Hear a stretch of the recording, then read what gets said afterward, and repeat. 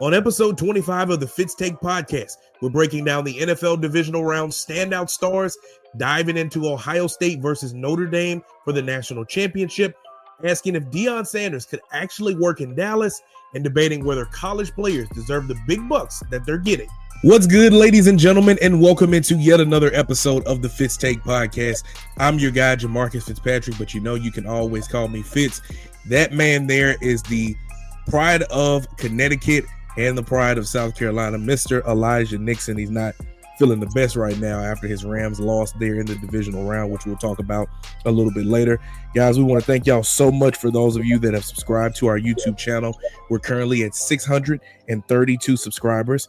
We reached 400 last week, and so that happened during the Rams and Vikings game when we were streaming. So we will be pulling for the two $50 gift cards that we said we would give out once we reach 400 subs. And we will do that during the college football national championship game when we're streaming tonight. So we will do that. So y'all be sure to tune in. Also, be sure to follow the Fitz Take Podcast feed wherever you listen to your favorite podcast, Apple, Spotify, iHeartRadio, and Apple Music.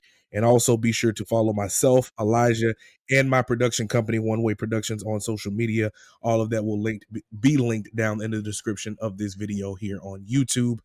Elijah, I know you're probably down in the dumps right now, man, because of the way things ended for your Rams. But just how you feeling at this point, man? Yeah, I'm down. But I it's all right. You know, we should never lost it, but we lost it. But you know, life goes on. I mean, as long as it's football and other sports going on, I'm still happy that stuff is going on. I mean, of course, I'm down because I had us penciled in for the Super Bowl, but it didn't work out. Didn't work out today. But it is what it is, man. Yeah, man, it is what it is. And so with that, we're going to hop right into our first play. It is take number one, and we're talking about the divisional round playoff games that just wrapped up this past weekend. Obviously, on Saturday, we saw the Texans come in to Arrowhead Stadium, and they gave the Chiefs a battle. They had to fight a lot of different adverse situations, but they fall 23-14. The upset of the night would be the Washington Commanders going into Ford Field there in Detroit and beating the Lions 45-31. Jaden Daniels coming up huge for their team. Sunday, like we said, the Eagles beat the Rams 28-22. And then in the nightcap, the battle of the two MVP candidates, Josh Allen and Lamar Jackson. It is Josh Allen getting the last laugh with the victory and heading to the AFC Championship to face the Chiefs 27-25, which now sets up Championship Sunday, where it will be the Chiefs and Bills, and then the Eagles and the Commanders. So, Elijah, out of all four of these games, who were your standout players from the divisional round? We'll start off with Chiefs Texans. Travis Kelce. I know Patrick Mahomes missed him a couple times at the beginning of the game, you know, trying to get some other guys involved. But then when he got Travis Kelce involved with he had 8 targets, but 7 catches for 117 and a touchdown. I mean, it looked like the man was running on glue. Like, he wasn't fast at all, man. But at the end of the day, he made the plays when it was necessary. Third down, second downs, making the drive, keeping it alive. When Patrick did a scramble drill, he found a way to get open in the end zone for that touchdown. So Travis Kelce, to me, was the baller of that game. But I also feel like, you know, I know we posted that clip with D'Amico Ryans, where some people was like, you know, officiating and stuff. I won't blame it on officiating. What the Texans' problem was. I think that the Texans, you know, lost their game themselves. The opening kickoff, you don't give up an opening kickoff like that, and then turn around, throw your helmet on the ground, and next thing you know, Kansas City's in the goal line with 5 seconds off of the clock. You know, so you know that's one of the ones. I mean, I know that they had a couple of roughing the passer penalties and things of that nature, but again, it just came down to, you know, they didn't protect CJ well enough. So I think Houston kind of more didn't execute the game plan more than Kansas City. But I think with it all said and done, Travis Kelce played the best game out there with those two teams. Absolutely, I'll agree with you with Travis, man. He now becomes has the most games with 100 yards receiving in the playoffs, with 9, surpassing the great Jerry Rice. I tweeted it out during the game. You know, no matter how old this guy gets, he continues to show you why he is the best tight end to ever lace him up. You got Tony Gonzalez, you got Shannon Sharp, you got Antonio Gates, but Travis, you got Gronk. Travis Kelce is the best out of all of them, and he proved that. When the lights are the brightest and plays need to be made, whether it's finding an open space for Patrick to find him on a touchdown, whether it's getting open on a third down, whatever it takes, that brother is going to make sure that he does it. And that's why he said in the locker room that he's feeling 22, just like his girlfriend said, Taylor Swift, in one of her famous songs there.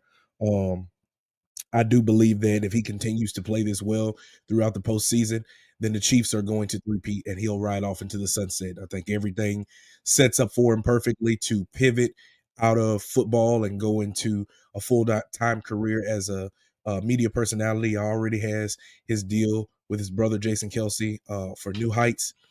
They've been doing amazing work there, and there's nothing left for him to do. I mean, especially if he gets a third straight championship. I think that'll be his 4th overall.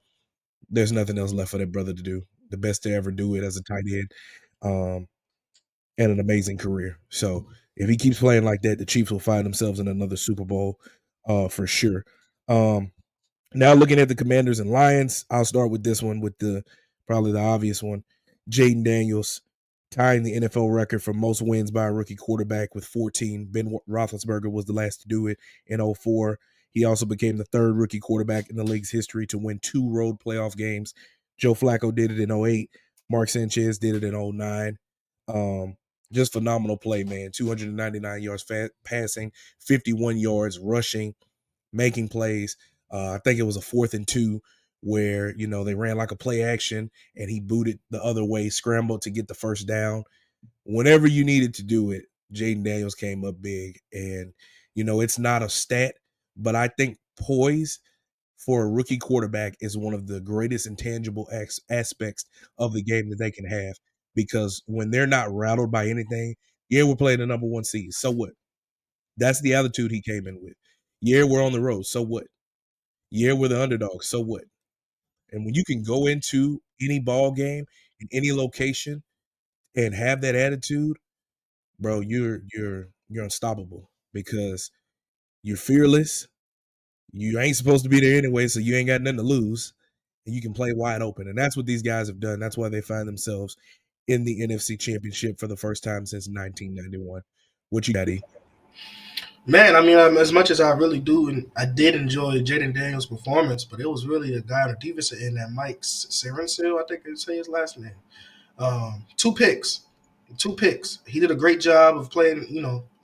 Sometimes just doing your job, and he did a great job of playing what he was asked to play, whether if it was deep, short, whatever he needed to do, and he got his hands on the football to create turnovers, which you needed to beat this explosive Lions offense. You needed to generate turnovers and capitalize off of those turnovers. So Mike did a great job that corner. I mean, I know Lattimore is over there as well. Lattimore played well, but I like Mike, man. Mike played very well. One key thing that I did think about this game that was pretty crazy. The Lions were down, I think, 2 scores, and you run a reverse pass. I don't think Ben Johnson's a bad coach at all, but there's nobody touching the football but my quarterback when you're down 2 scores and you need to bring it back. I never seen Jameson Williams throw a pass in my life, and yesterday wasn't what I needed to see if they ever came out there.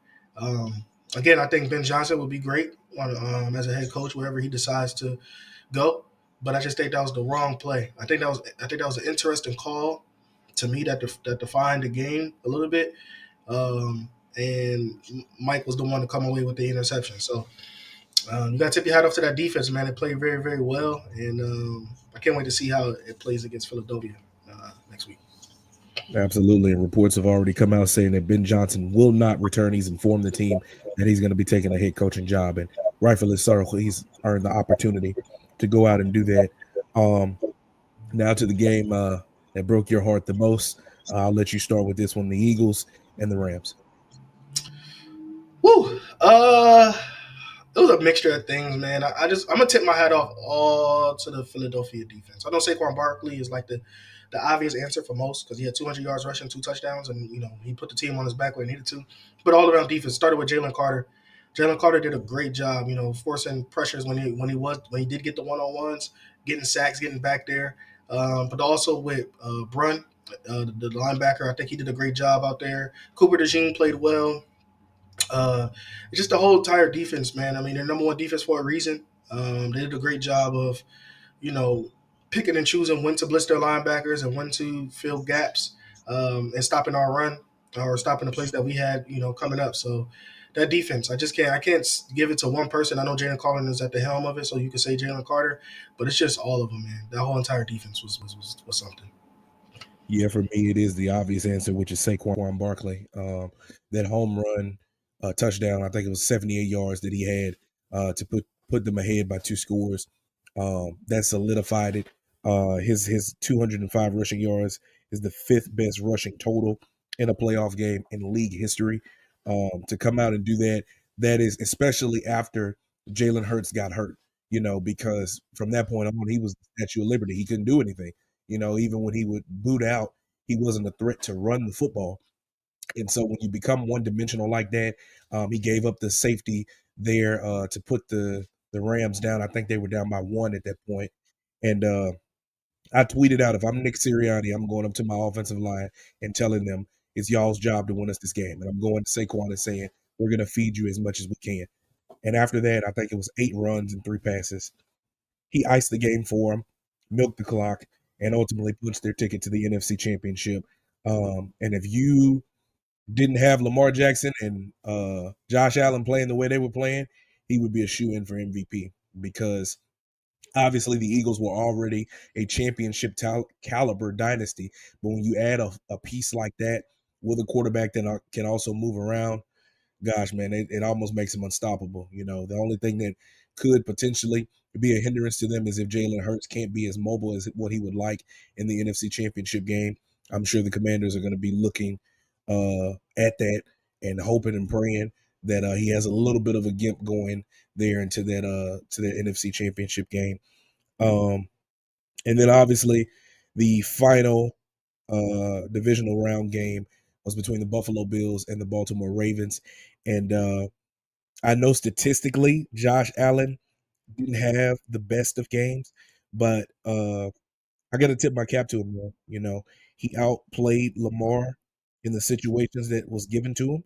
One of my homeboys said that they were running a Class 2A offense, and it was very vanilla, but it was effective. 16 to 22, 127 yards, only sacked 1 time, no turnovers.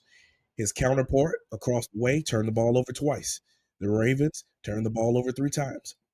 When you can play a clean football game, it didn't matter if you throw for 90 yards like Riley Leonard did against Georgia. As we saw, if you play clean football, you protect the football, make the plays when you're supposed to make them, and you're efficient, then you are going to win the football game in most scenarios, right? So credit to Josh Allen for being able to play with the chips that were dealt to him, the cards that were dealt to him. I still do believe Lamar Jackson will win the MVP just because I've found out that I thought that what it was is that the votes would happen after the championship games and then they announce it right before the Super Bowl. But this is strictly based off a regular season. Lamar had a better regular season, but in this head-to-head, Josh Allen gets the nod. Yeah, I agree with you. I take Josh Allen as well. Like you said, not turn over the football. That's big. Like you understand where Josh Allen started from where his career was in the beginning, where his rookie year to where he's at now. He would throw to the other team as much as he'll throw to his team. So I'm telling you, man, looking at Josh Allen's growth is really going to. I'm intrigued to see what he does next week because at the end of the day, people live off of his turnovers. So let's see what he could do without him playing turnover free football yet again, and see what he can do if he can put ball like that. But tonight, you got to tip your hat to Josh Allen. I know it's only 127 passing yards, but again, in the playoffs, all you got to do is win one game and you go to the next round. So I don't care if you want it throwing for 1 yard or throwing for 400 yards. I'm just trying to get to the next round so we can hoist a little Lombardi. And I think Josh Allen played his role really well tonight. Yeah, man. And that's all you have to do. Like you said, all you need to do is handle business, make the plays that you are supposed to make, and you'll be able to come out on top. So, Championship Sunday will be next week. It will be the third meeting this season between the Commanders and the Eagles. They are split one apiece on the year, and then this will be the fourth meeting since 2020 between the Chiefs and the Bills. Patrick Mahomes has won all three of the matchups leading into this one. So Josh Allen is going in to face the boogeyman to get an opportunity to try to punch his ticket to the Super Bowl for the first time in his career. So with that, ladies and gentlemen, we're going to head over and make some forward progress with take number 2, as tonight the national championship in the first expanded college football playoff, the 12 team college football playoff, is set to happen between Ohio State and Notre Dame. After some time of looking at things, we're now ready to make our prediction as the Buckeyes and the Irish are set to battle in a matchup with all the marbles on the table. Marcus Freeman is an alum of Ohio State, so he is playing his alma mater and hoping to come in and spoil this ball game. So, who you got? Is it Ohio State or is it Notre Dame that will be hoisting the title at the end? This is the most toughest decision for me because I feel like these are two polar opposites. I think Ohio State is the most talented football team that's on the field coming up. But I always say the most talented doesn't always win, and this is why I got Notre Dame. Notre Dame, Marcus Freeman has coached his butt off in these playoffs. Made sure that Allard didn't get a touchdown throw in there. He stopped Georgia offense from having any type of progress in there. Indiana was, to me, was slight work. What Marcus Freeman do with his guys it gets me excited because he puts them in the right position to make a play. I don't think these guys are the tallest, the biggest, the fastest, but I know that they can play football, right? And sometimes that's all you need. Somebody that play football. And when you got 11 guys on both sides tuned in to what their job is and how to execute their job, that's a tough team to beat. Again, Ohio State has all the talent. You got your Jeremiah Smith, right? So, like, you got Mbunga,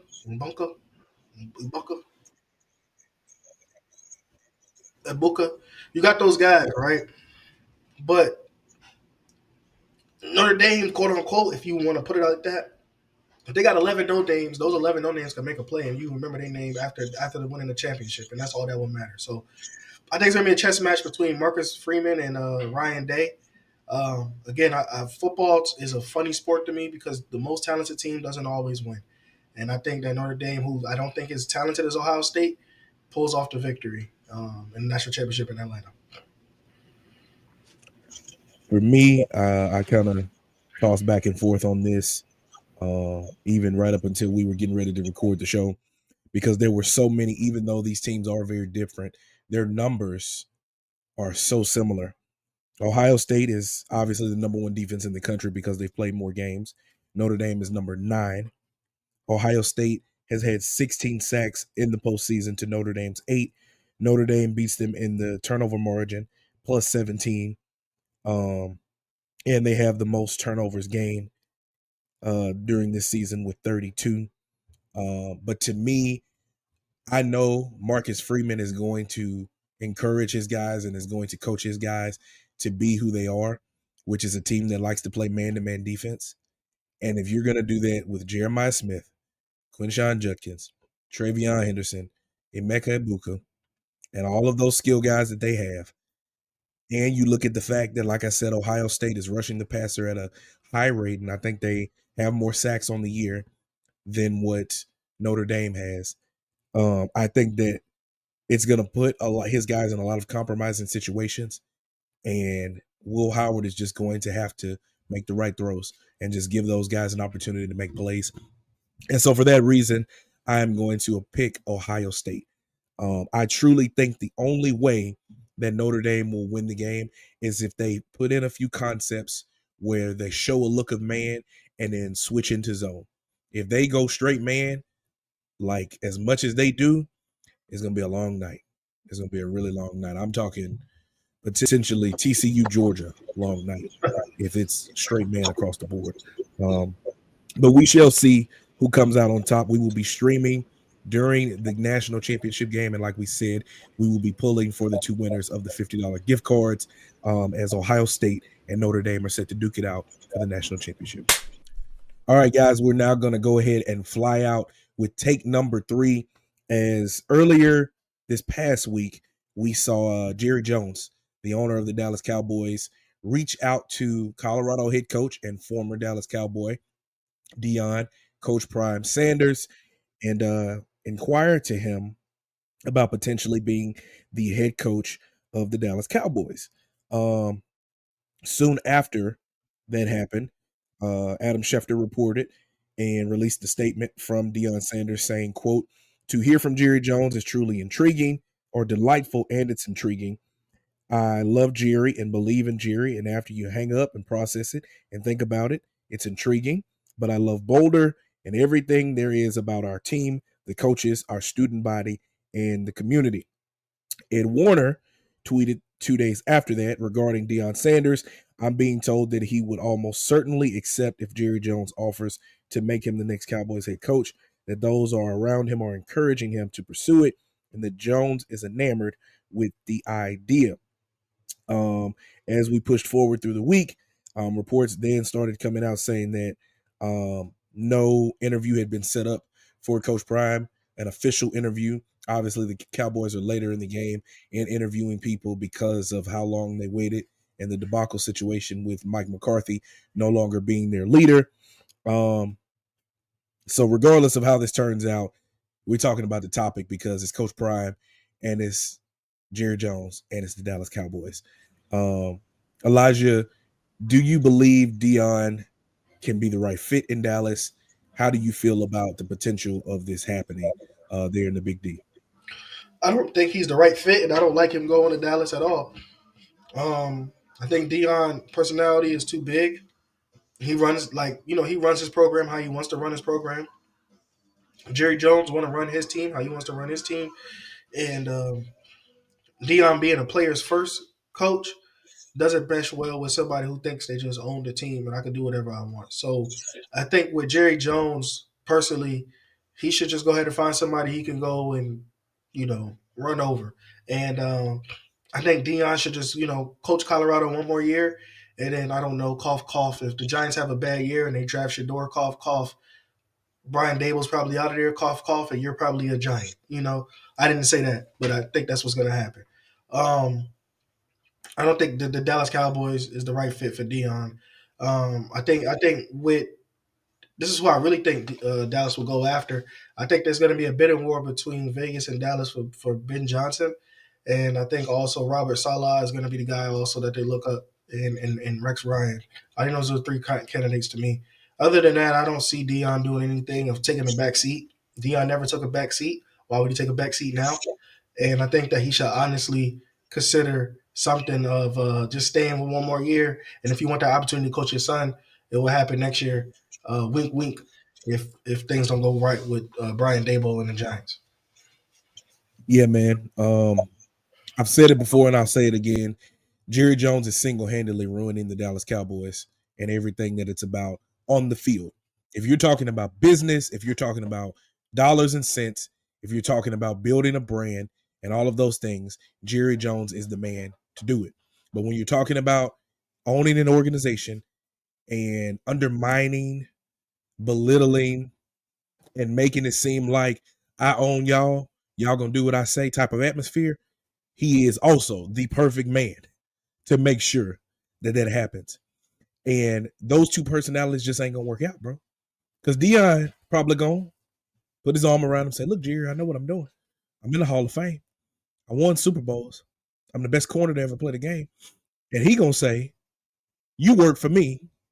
You gonna do what I say." Right? This is the same Jerry Jones that was trying to get Mike McCarthy to put Jason Witten on his staff And Mike McCarthy was like, no, I'm not doing that. Because if you bring him in and you're handpicking him, you basically are saying this is gonna be my spy. That way, anytime that I'm not around, he can tell me what's going on. And I'm gonna know exactly what's going on in the coaches' meetings, in the locker room, in the game plan, all that stuff like that. Jared Jones think he can coach football.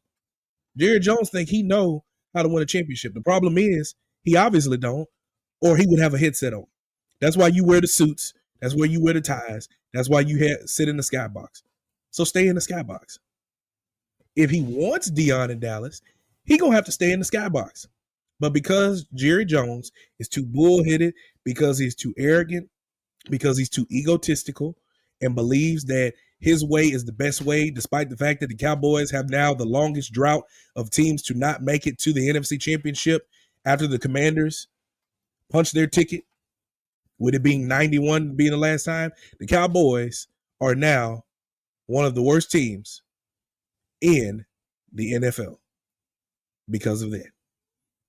Jerry Jones has done that to this brand, from the debacle after Wade Phillips having Jason Garrett there way too long.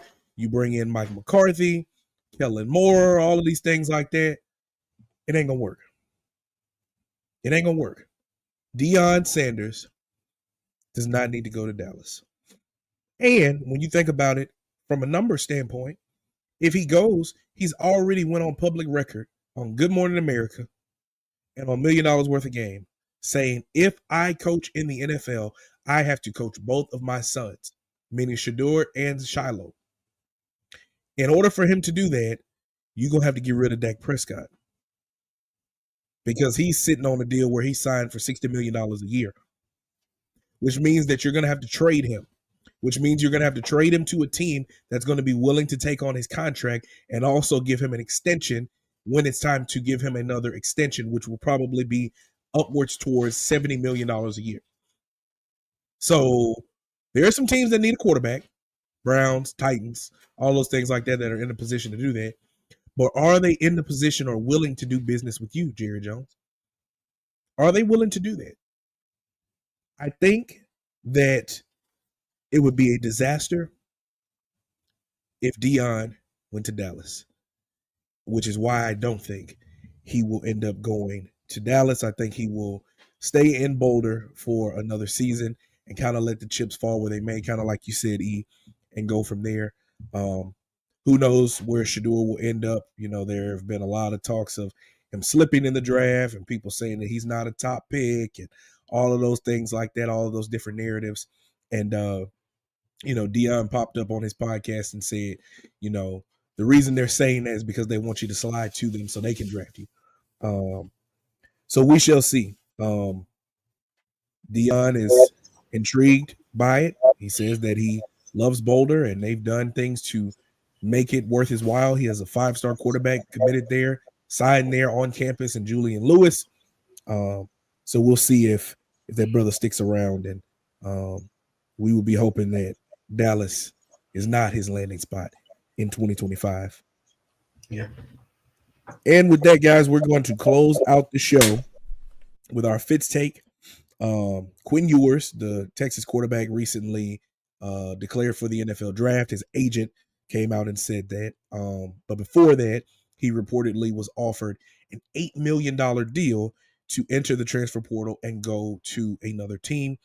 Also, as we had discussed previously in another live stream episode, I think it was, Carson Beck committed to Miami and is set to get somewhere in the ballpark of $10 million for everything, including incentives of what he's supposed to get. There's reports saying 4.5, others saying upwards of 10 based on incentives and all of those things like that.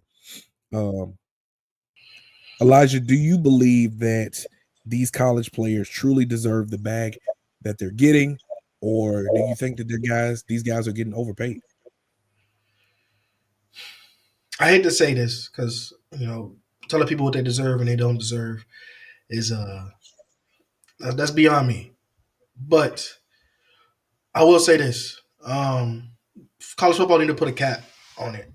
And I hate to say what I'm about to say, but it is what it is. Can you imagine An intern getting paid more than you. Can you imagine somebody who hasn't performed on the highest level touching more money than you? That's the crazy thing about college football. As much as I love it, the growth, the entertainment aspect, the playoff system, the teams, you have to think about this stuff too, man. Quentin Ewers, if he would have took it and left and got $8 million, I'm at, is Quentin Ewers better than Jaden Daniels? Is Quentin Ewers better than I'm gonna say Jalen Hurts?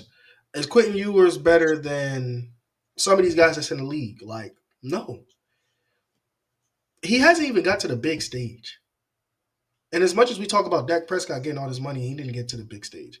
Well, how do you think I'm gonna feel about Quentin? So, with that being said, man, they need to have a cap on this stuff because this is outrageous amount of money that these guys are touching. Now, I'm not saying don't make your money. I hope that you go and get the best offer and the biggest bag that you can. But I hope colleges really look at this stuff and say, hey, you know what? Maybe we gotta slim this down a little bit because they already got a free education, right? I want college players to get paid, but they already have a free education. Let's just give them like a $3 million cap, depending on who they are. $3 million cap, $8 million, $10 million. I mean, that's too much. I think that's too much. So Yeah, man. I think it is getting pretty wild. I know that revenue sharing is set to start, proposedly going into effect in July, where schools will have to allocate revenue based on the percentage of each team's revenue compared to the school's total athletic department revenue. Um, it says that football players at power conferences could receive between $10 to $17 million per year in revenue sharing, and then they would have to divide all of that up. So you have the collectives, you have the rev share, and then the NIL is kind of like your commercials and things like that, where you can, step up and show profit from your name, image, and likeness. Um, to me, I don't think it's about if these guys deserve the bag, but right now it's what the market dictates for the bag. It's that, okay, if he got 2 million, I need 3. And if he got 3, I need 4. And if he got 4, I need 5. And if he got 5, I need 6. And the race is just going to keep going. It's the same thing that's happening in the NFL. Obviously, a cap has been created, which I think once rev sharing comes into effect, that will kind of put you in a good range of a cap. But these schools and these conferences are going to continue to make money, so they're going to continue to raise the rev share value. So even though it might not be 8 million a year, quarterbacks might make 2. And then the next year, when they raise however much rev share budget they get, quarterbacks are going to want 3. And then we're right back into the same rat race that we're in right now. It's just right now, it's astronomical numbers because there is no cap. There are no stipulations or boundaries around what you can pay a player. It's more about how much it's going to take for us to get him here. Here's the blank check. Tell us what you want, and we'll make it happen. That's where we're at now. Now it's going to be, look, bro, we got $2 million for you. Is you coming or what? Once that rev share kicks in, that's when it's going to be a little bit different. So I think that it's not about if they deserve it.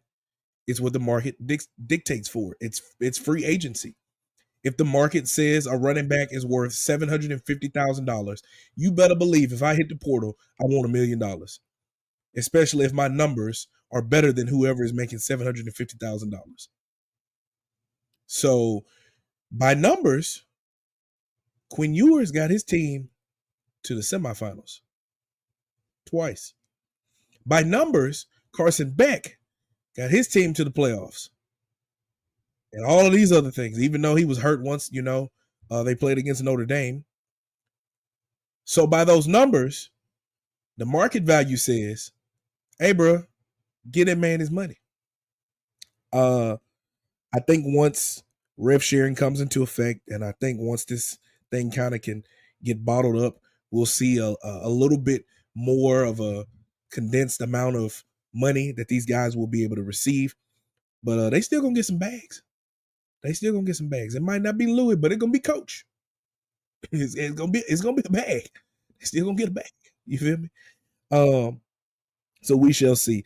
That's our take on that, ladies and gentlemen. Y'all let us know down in the comments, what do you think? Is this college football, NIL, really college athletics? Is the NIL space out of hand right now? Do you think rev sharing will change the landscape? And how will it look going forward as we move into the 2025 season and beyond?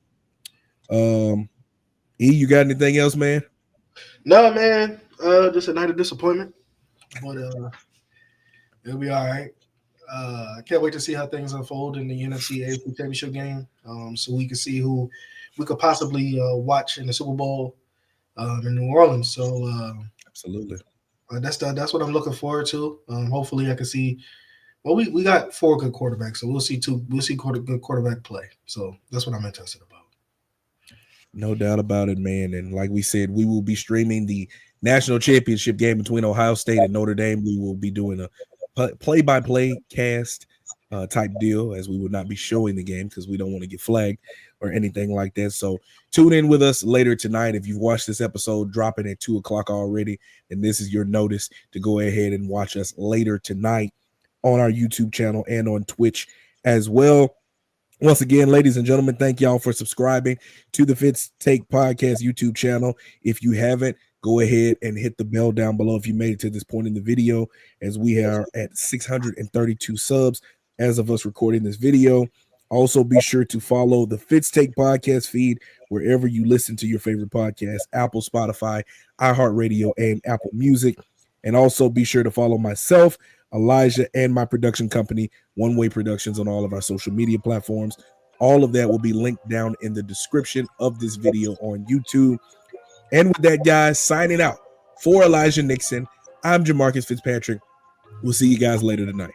Thank you so much for watching this clip of the Fitz Take Podcast. Be sure to like this video and also subscribe to the YouTube channel. And also follow me and Elijah on our social media platforms.